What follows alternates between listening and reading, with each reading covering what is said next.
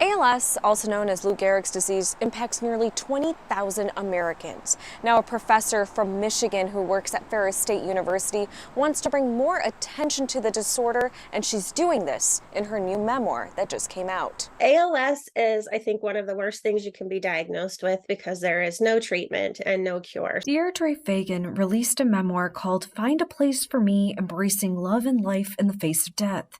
It centers around her former husband, Bob, suffering from ALS. Your messages from your brain go to your spine, but they don't make it out from there to your muscles. So you lose the ability to control any muscle that you have control over. Fagan says her whole life changed when he was diagnosed in 2011. I lost him in October of 2012, and we had two small children, 3 and 8 when he was diagnosed, 4 and 9 when he died. And it's about how we joined hands, raised glasses, and decided to celebrate the time that we had left and teach each other how to simultaneously hold on forever and also let go.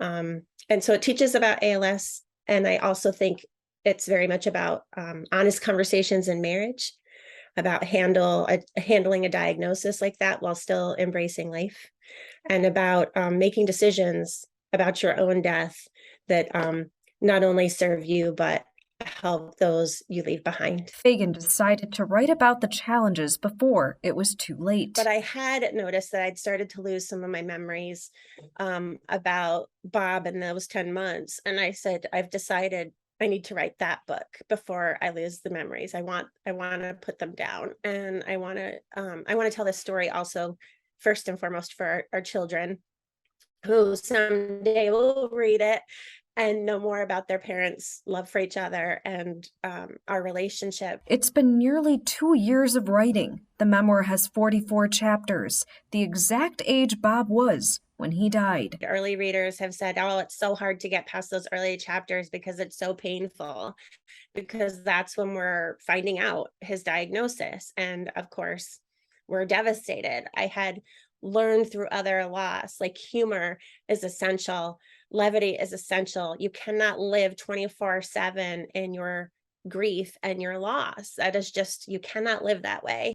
She mentions how they found humor in dark times. There's a juicing chapter where he's trying to juice a bunch of things and it ends rather comically. I kind of walk in from work and there's vegetables everywhere and he's juicing like a maniac, and it becomes a pretty funny scene. The biggest takeaway for readers is to embrace life. It's a balancing act of self-care and taking a break, taking a deep breath, but then also not ignoring those emotions, because I think it's the processing of them that makes you better able to face these things and to hold them in a way that doesn't sort of end the joy in your life. You can publish the book directly from Amazon, Barnes & Nobles, and from her publisher, Regal House Publishing. Samana Sheikh, TV reporting.